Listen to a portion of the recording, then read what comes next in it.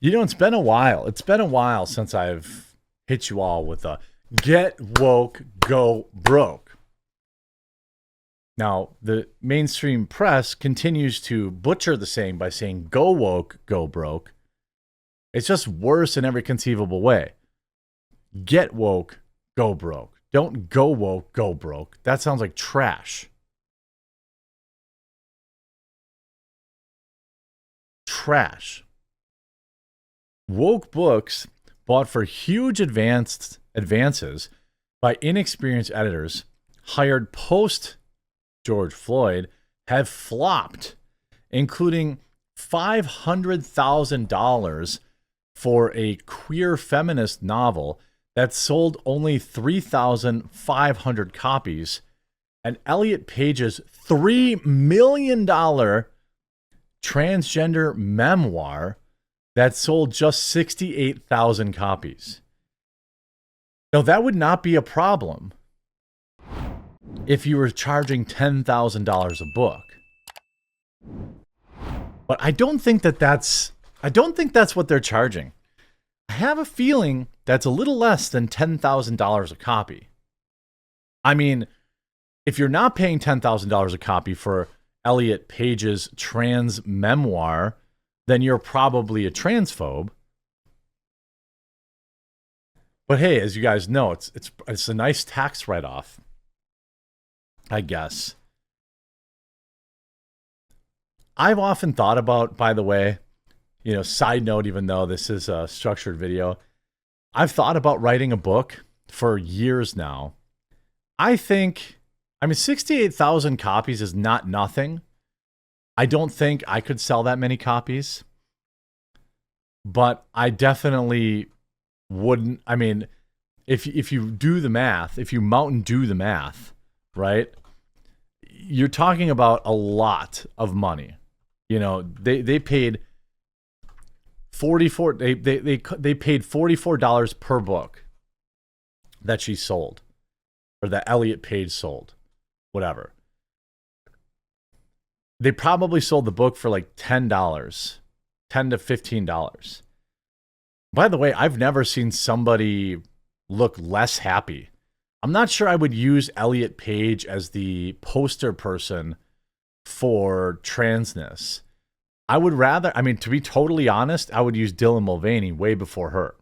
Way before Elliot Page.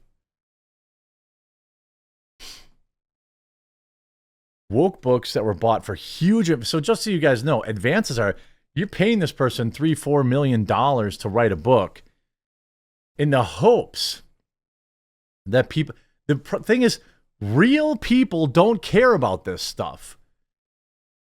Nobody's sitting at the Walmart going through their book section wondering what somebody who who gave themselves a double mastectomy and didn't have cancer.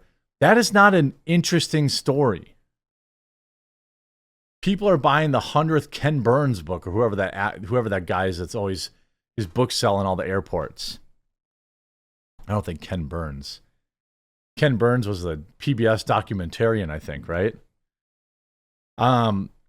So among the works responsible for huge losses is a once hotly anticipated memoir by the actor Elliot Page about their transitioning journey. Page Boy received a $3 million advance, but only sold 68,000 copies. Industry standards suggest that publishers paying roughly $7 per book sold is considered a good deal. Wow. So $7 a book, they were thinking that they were going to sell hundreds of thousands of copies. Hundreds of thousands of copies. 68,000 is like pretty impressive, to be honest with you. Like if I wrote a book and I sold 68,000 copies, well, I don't know what people charge for books, $20. If my cost was $12 to print it, I'd feel pretty good. 60,000 times 7, that's a nice little chunk of change. 10,000 times 7 is a really nice chunk of change. But see, all these like woke idiots thought just because they spend all day on Twitter in these people, all these trans individuals are getting hundreds of thousands of retweets from bots, by the way. My opinion. Most of all these like viral like trans issues tweets on Twitter are getting pushed by bots. That's my opinion. Prove me wrong. I know for one, there's one individual, and prominent trans individual, who very clearly uses bots on their own tweets. Other recent woke flops are Caroline Farrell's Dear Miss Metropolitan, described by the New York Times as a story about three girls, black and biracial, oh thank God, who are kidnapped and thrown in the basement of a decaying house in Queens. Want to bet the kidnapper's a black mega type person? Or white, I mean. The novel is acquired in a deal estimated to be worth more than $250,000, but has sold just 3,000 copies. I mean, look at Brian Stelter. If this number, I don't know if Mark Dice was memeing or if it's true.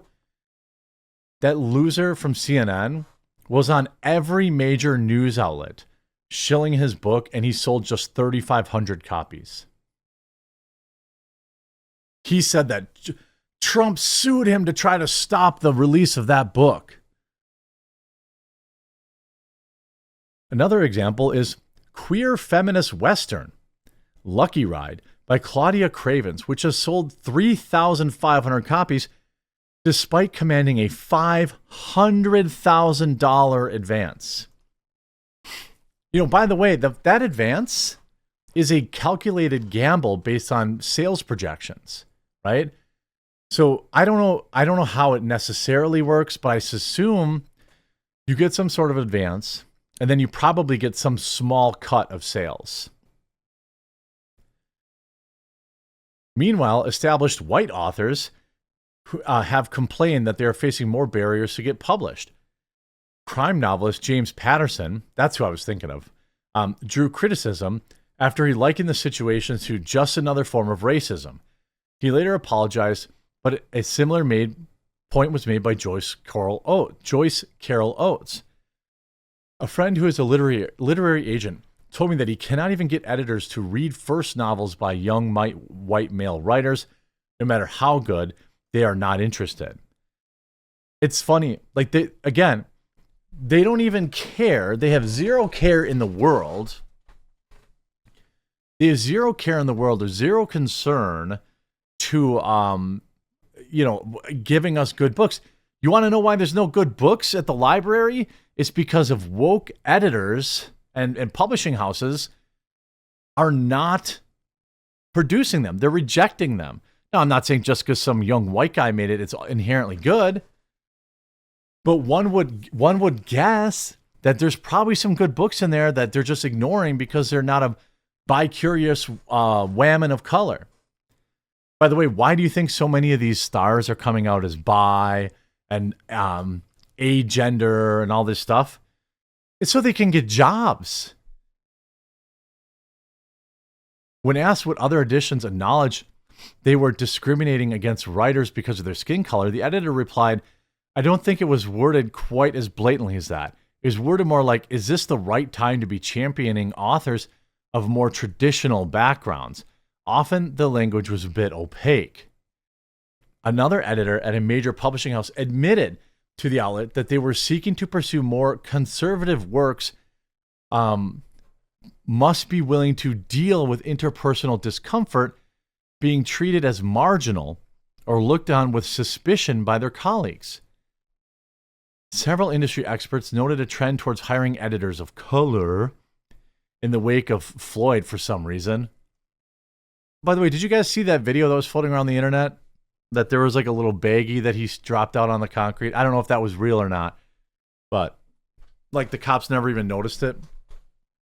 Among them was Nadzeli Naito, hired by Flatiron, who brought Nasheed Newson's "My Government Means to End Me" for $250,000. So far, sales for that, according to Tracker Bookscan, it has sold nearly 4,500 copies. However, the platform does not monitor digital downloads. Well, you don't make any money on digital downloads. I guess maybe. Oh, Jamel Hill's on the list. Ha ha ha.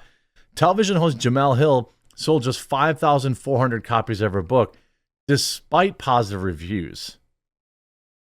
Get wrecked, Jamel Hill, you crotch.